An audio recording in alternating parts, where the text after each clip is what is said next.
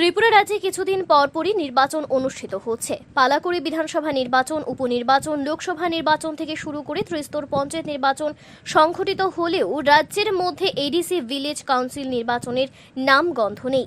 সাম্প্রতিক অতীতে প্রদ্যুৎ কিশোরের নেতৃত্বে মথা ভিলেজ কাউন্সিল নির্বাচনের জন্য তৎপরতা দেখা দিয়েছিল। তাৎপর্যপূর্ণভাবে ত্রিপুরা উচ্চ আদালতের তরফ থেকে ভিলেজ কাউন্সিল নির্বাচন সংঘটিত করার জন্য রাজ্য প্রশাসনের প্রতি নির্দেশ জারি করা হলেও এই নির্দেশ বাস্তবায়নের কোনো উদ্যোগ পরিলক্ষিত হচ্ছে না। এই গোটা বিষয় নিয়ে রাজ্যব্যাপী দিনের পর দিন প্রতিক্রিয়া তীব্র হচ্ছে। একটা মহল থেকে প্রশ্ন উঠতে শুরু করেছে, বর্তমানে বিজেপির সাথে মথা অর্থাৎ রাজ্যের শাসক আর এডিসির শাসক একই সারিতে, তাহলে কি কারণে নির্বাচন করা যাচ্ছে না?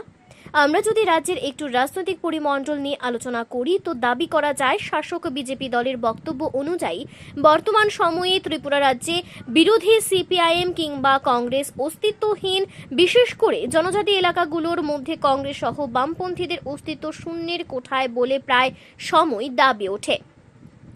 এখন প্রশ্ন হচ্ছে, যদি বাস্তবিক অর্থেই রাজ্যের পাহাড়গুলো শাসক দলের উর্বর ক্ষেত্রে হিসেবে গড়ে ওঠে থাকে, তাহলে কেন নির্বাচন করতে ভয় পাচ্ছে শাসক দল? তবে কি সিঁদুরে ম্যাক দেখা শুরু হয়ে গেছে? প্রশ্ন কিন্তু উঠছে। রাজনৈতিক একটা মহলের বক্তব্য হচ্ছে, ত্রিপুরা রাজ্যের পাহাড়গুলোর মধ্যে সাধারণ জনজাতিরা প্রদ্যুৎ কিশোর তথা মথাকে আর বিশ্বাস করছে না। শাসক বিজেপি দল তার জনজাতি মোর্চাকে কাজে লাগিয়ে রাজ্যের জনজাতি এলাকাগুলোর মধ্যে এখনও প্রভাব বিস্তার করতে পারেনি। এর ওপর নতুন করে বিকাশ দেববর্মা বিজেপি দলের কাছে নতুন আতঙ্ক হিসেবে উঠে এসেছে। রেবতী ত্রিপুরাকে সুচতুরভাবে সরিয়ে দেওয়ার পরিপ্রেক্ষিতে রাজ্যের পাহাড়গুলোর মধ্যে বিজেপি দল নিজেই অস্তিত্ব সংকটে রয়েছে।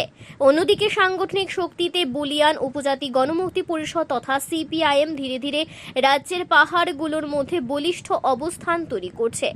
একদিকে বিজেপি ছন্ন ছাড়া অবস্থায়, অন্যদিকে মথা আর বিশ্বাস অর্জন করতে পারছে না। এই সমীকরণে জিএমপি ধীরে ধীরে তার হারানো জমি উদ্ধার করে ফেলেছে। এই পরিস্থিতিতে শাসক হয়েও না বিজেপি না মথা কেউই নির্বাচন করার সাহস পাচ্ছে না। অর্থাৎ রাজ্যের পাহাড়গুলি অন্তত ভিলেজ কাউন্সিল নির্বাচনকে সামনে রেখে স্পষ্টভাবেই জানান দিচ্ছে, ত্রিপুরা রাজ্যে বর্তমানে যে পাহাড় দিয়ে বিজেপির উত্থান হয়েছিল, সেই পাহাড় দিয়েই বিজেপির পতন রাস্তা তৈরি হচ্ছে। Bureau report, Tripura news Bangla. 25 বছর সিপিএম বিরোধী করেছে।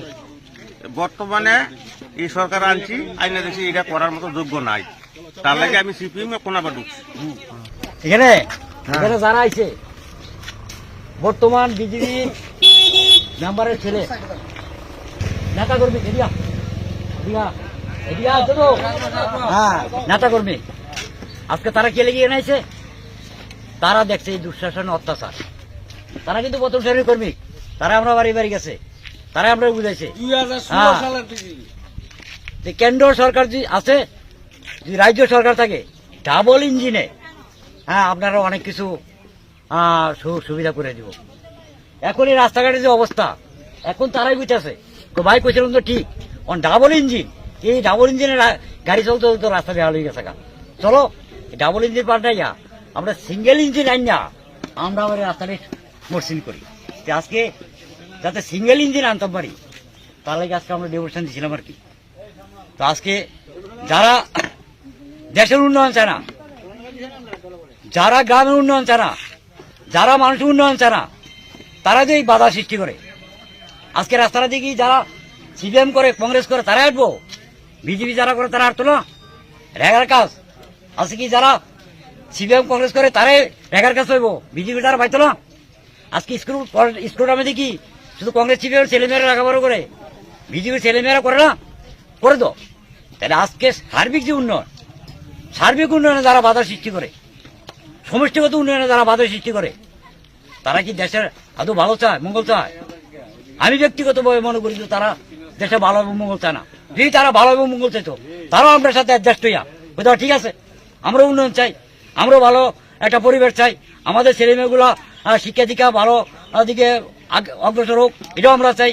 আমাদের জেনারেশনটা একটা ভালো একটা পরিবেশ হোক, আমরা এটা চাই না। ডেভেলপমেন্ট দেওয়া যেত না, উন্নয়ন করা যেত না, এটাই একটা অরাজক থেকে আমরা মুক্তি পাইতে গিয়ে আজকে যারা বিজেপির প্রথম সারি নেতাকর্মী